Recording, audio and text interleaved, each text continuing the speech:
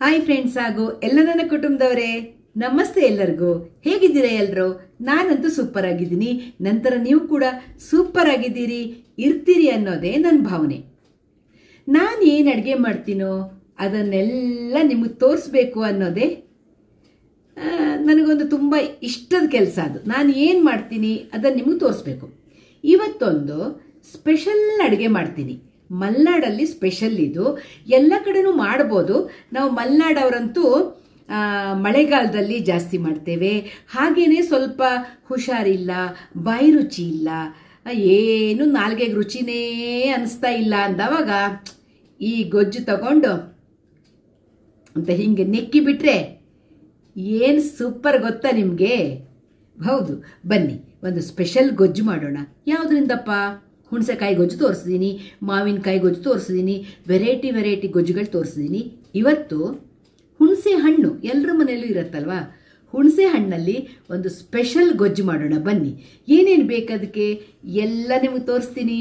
ಸೀದಾ ಅಡುಗೆ ಮನೆ ಕರ್ಕೊಂಡು ಹೋಗಿ ತೋರಿಸ್ತೀನಿ. ಬನ್ನಿ ಎಲ್ಲರೂ. ನೋಡಿ ಫ್ರೆಂಡ್ಸ್, ಈ ಹುಣಸೆ ಹಣ್ಣಿನ ಗೊಜ್ಜು ಮಾಡೋಕ್ಕೆ ಹುಣಸೆ ಹಣ್ಣಿನ ಪಲ್ಪ್ ಇಲ್ಲಿ ನಾನು ರೆಡಿ ಮಾಡಿ ಇಟ್ಕೊಂಡಿದ್ದೀನಿ. ಹಾಗೆ ಒಂದು 3 ಹಸಿಮೆಣಸಿನಕಾಯಿ ಕಟ್ ಮಾಡಿ ಇಟ್ಕೊಂಡಿದ್ದೇನೆ. ಹಾಗೇನೆ ಒಂದು 10 ಬೆಳ್ಳುಳ್ಳಿ ಇಟ್ಕೊಂಡಿದ್ದೇನೆ, ಶುಂಠಿ ಕಟ್ ಮಾಡಿ ಇಟ್ಕೊಂಡಿದ್ದೇನೆ, ಕರಿಬೇವು ಇಟ್ಕೊಂಡಿದ್ದೇನೆ, ಹಾಗೆ ಬೆಲ್ಲ ಇಟ್ಕೊಂಡಿದ್ದೇನೆ. ಹಾಗೆ ಇದು ನಾನು ಮಾಡ್ಕೊಂಡಿರುವಂತಹ ಬಿಸಿಬೇಳೆ ಬಾತು ಪೌಡ್ರು. ನೀವು ಇದ್ರೆ ಹಾಕ್ಬೋದು, ಇಲ್ಲ ಅಂದರೆ ಸಾದ ಮೆಣಸಿನ ಪುಡಿ ಬರುತ್ತಲ್ವ, ರೆಡ್ ಚಿಲ್ಲಿ ಪೌಡ್ರು ಹಾಕಬಹುದು.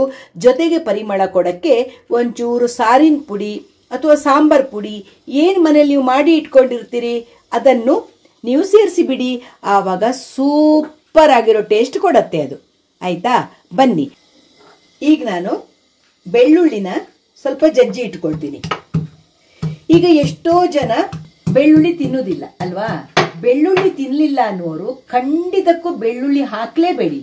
ಶುಂಠಿ ಇದೆ, ಘಮ ಘಮ ಕೊಡಕ್ಕೆ ಸ್ವಲ್ಪ ಜಾಸ್ತಿ ಶುಂಠಿ ಹಾಕಿಬಿಡಿ.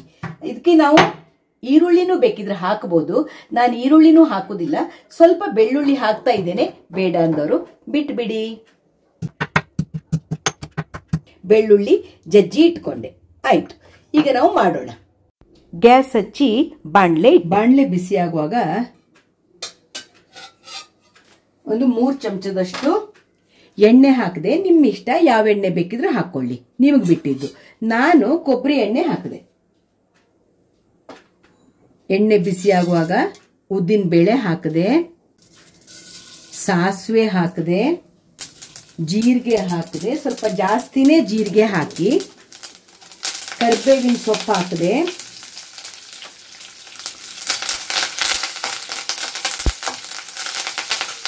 ಹಾಗೆ ಬೆಳ್ಳುಳ್ಳಿ ಕುಟ್ಟಿ ಇಟ್ಕೊಂಡಿದ್ದೀನಲ್ವಾ ಅದನ್ನು ಸೇರಿಸಿದೆ.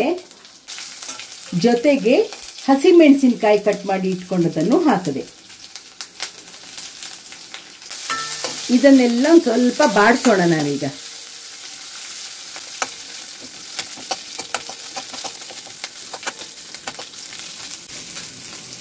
ಸ್ವಲ್ಪ ಬಾಡ್ತು ಅಂದವಾಗ ಈ ಶುಂಠಿ ಕಟ್ ಮಾಡಿ ಇಟ್ಕೊಂಡಿದೀವಲ್ವಾ ಫ್ರೆಂಡ್ಸ್, ಅದನ್ನು ಶುಂಠಿನೂ ಸೇರಿಸಿದೆ ನಾನು.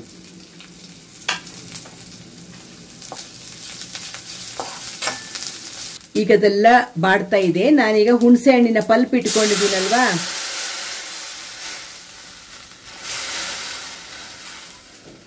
ಹುಣಸೆ ಹಣ್ಣಿನ ಪಲ್ಪ್ ಹಾಕಿದೆ. ನೋಡಿ, ಸ್ವಲ್ಪ ಅರಿಶಿನ ಪುಡಿ ಸೇರಿಸಿದೆ.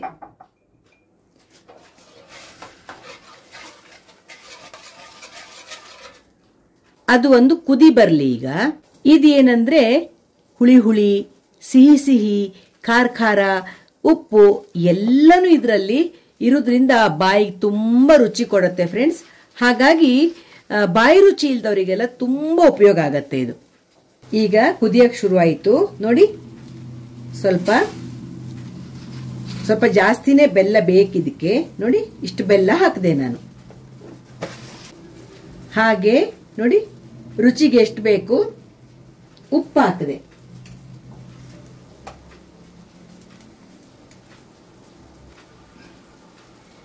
ಈಗ ನಾನೇ ಮಾಡಿ ಇಟ್ಕೊಂಡಿರುವಂತಹ ಬಿಸಿಬೇಳೆ ಬಾತ್ ಪೌಡರ್ ಹಾಕ್ತಾ ಇದ್ದೀನಿ.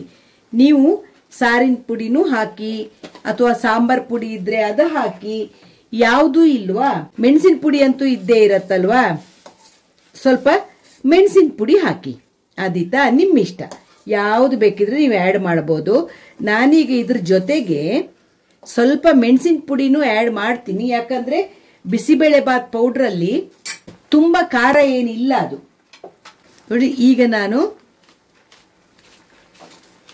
ಚಿಲ್ಲಿ ಪೌಡ್ರು ಸ್ವಲ್ಪ ಸೇರಿಸಿದೆ.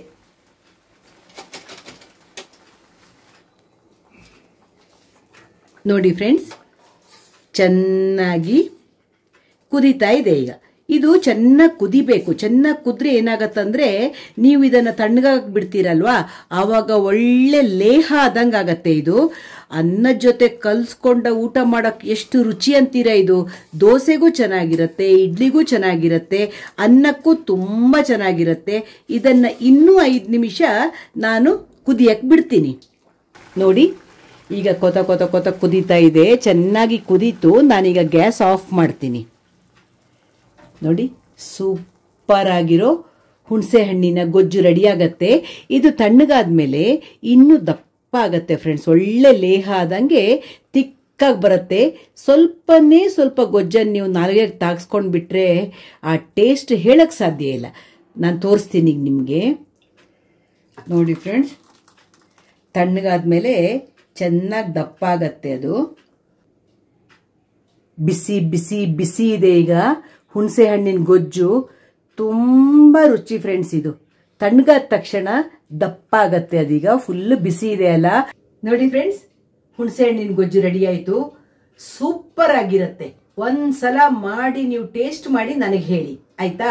ಆಮೇಲೆ ಇದು ನೀವು ಚೆನ್ನಾಗಿ ಕುದಿಸಿ ಇಡ್ತೀರಲ್ವಾ, ಹೊರಗಡೆನೂ ಸುಮಾರು ದಿನ ಇಟ್ಕೊಳ್ಬಹುದು. ನಿಮ್ಗೆ ಡೌಟ್ ಬಂತು ಅಂದ್ರೆ 2 ದಿನದ ನಂತರ ಬೇಕಿದ್ರೆ ಫ್ರಿಜ್ಜಲ್ಲಿ ಇಟ್ಕೊಳ್ಳಿ. ಒಂದು ಗಾಜಿನ ಬಾಟ್ಲಿಗೆ ಹಾಕಿ ಫ್ರಿಜ್ಜಲ್ಲಿ ಇಟ್ಕೊಳ್ಳಿ. ಲೇಹ ತರ ಆಗಿರುತ್ತೆ. ನೀವು ಮೊಸರನ್ನ ಜೊತೆಗೆ ತಿನ್ನಕ್ಕೂ ತುಂಬಾ ಚೆನ್ನಾಗಿರುತ್ತೆ, ಹಿಂಗೆ ನಂಚ್ಕೊಂಡು ತಿನ್ನಕ್ ಚೆನ್ನಾಗಿರುತ್ತೆ, ಅನ್ನಕ್ಕೆ ಕಲಿಸ್ಕೊಂಡು ಊಟ ಮಾಡಕ್ಕೂ ತುಂಬಾ ಚೆನ್ನಾಗಿರುತ್ತೆ, ದೋಸೆ ಇಡ್ಲಿಗೂ ತುಂಬಾ ರುಚಿಯಾಗತ್ತೆ. ಒಂದ್ಸಲ ಟ್ರೈ ಮಾಡಿ ನೋಡಿ, ನನಗೆ ಕಮೆಂಟ್ ಬಾಕ್ಸ್ ಅಲ್ಲಿ ಕಮೆಂಟ್ ಮಾಡಿ. ತುಂಬಾ ಟೇಸ್ಟಿಯಾಗಿರುವಂತಹ ಹುಣಸೆ ಹಣ್ಣಿನ ಗೊಜ್ಜು ನೋಡಿ. ಈಗ ಇಲ್ಲೀಗ ಮಾಡಿದ ಪಾತ್ರೆ ಇದೆಯಲ್ವಾ, ನಾನು ಗೊಜ್ಜು ಮಾಡಿದ ಪಾತ್ರೆ ನೋಡಿ, ಗೊಜ್ಜು ಮಾಡಿದ ಪಾತ್ರೆ ಅದು ಕಂಟಿರೋದೆಲ್ಲ ಎಷ್ಟು ದಪ್ಪ ಆಯ್ತು ನೋಡಿ. ಈಗ ನೋಡಿ, ಇಲ್ಲಿ ನೋಡಿ, ಸೌಟಿಗೆ ಅಂಟ್ಕೊಂಡಿರೋದು. ಆಹಾ, ಏನ್ ಟೇಸ್ಟ್ ಅಂತೀರಾ! ಖಾರ ಖಾರ, ಹುಳಿ ಹುಳಿ, ಸಿಹಿ, ಉಪ್ಪು ಉಪ್ಪು. ನೋಡಿ, ಬಾಯಲ್ಲಿ ನೀರು ಬರುತ್ತೆ. ಹಾಗೆ ಅಲ್ವಾ, ಇಂಥ ಅಡುಗೆಗಳು ನಾಲ್ಗೆಗೆ ತಾಗಿಸಿದ್ರೆ ಟೇಸ್ಟ್ ಬಡ್ಸೆಲ್ಲ ಎದ್ದು ಕುಣಿಯಕ್ಕೆ ಶುರು ಆಗತ್ತೆ ನಮ್ಮ ಬಾಯಲ್ಲಿ ಅಲ್ವಾ, ಅಷ್ಟು ಟೇಸ್ಟ್ ಕೊಡುತ್ತೆ ಫ್ರೆಂಡ್ಸ್. ಒಂದ್ಸಲ ಟ್ರೈ ಮಾಡಿ ನೋಡಿ, ಹೇಗಿತ್ತು ಅಂತ ಕಮೆಂಟ್ ಬಾಕ್ಸ್ ಅಲ್ಲಿ ಕಮೆಂಟ್ ಮಾಡಿ. ಆಮೇಲೆ ಮತ್ತೆ ಮತ್ತೆ ಮಾಡ್ಕೊಂಡು ತಿಂತೀರಾ, ಅಷ್ಟು ಟೇಸ್ಟ್ ಆಗಿರುವಂತಹ ಗೊಜ್ಜಿದು, ಹುಣಸೆ ಹಣ್ಣಿನ ಗೊಜ್ಜು. ಸಿಗೋಣ ಮುಂದಿನ ವಿಡಿಯೋದಲ್ಲಿ. ಶ್ಯಾಮಲಾ ವ್ಲಾಗ್ಸ್ ಇಷ್ಟ ಆಯ್ತು ಅಂದ್ರೆ ಏನ್ ಮಾಡ್ಬೇಕು? ಲೈಕ್ ಮಾಡಿ, ಶೇರ್ ಮಾಡಿ, ಸಬ್ಸ್ಕ್ರೈಬ್ ಮಾಡಿ. ನಿಮ್ಮ ಫ್ರೆಂಡ್ಸ್ ಅಂಡ್ ಫ್ಯಾಮಿಲಿ ಜೊತೆ ನನ್ನ ಎಲ್ಲ ವಿಡಿಯೋಗಳನ್ನು ನೋಡಕ್ ಹೇಳಿ. ಒಳ್ಳೊಳ್ಳೆ ಅಡುಗೆಗಳನ್ನು ತೋರಿಸ್ತೀನಿ, ಒಳ್ಳೊಳ್ಳೆ ಹಾಡುಗಳನ್ನು ಕೊಡ್ತೀನಿ, ಕ್ರಿಯೇಟಿವ್ ವಿಡಿಯೋಗಳನ್ನು ಹಾಕ್ತಾ ಇರ್ತೀನಿ. ಸಿಗ್ತಾ ಇರೋಣ ಹೀಗೆ ಒಳ್ಳೊಳ್ಳೆ ವಿಡಿಯೋಗಳ ಜೊತೆ. ಬಾಯ್ ಎಲ್ಲರಿಗೂ. ನಮಸ್ತೆ.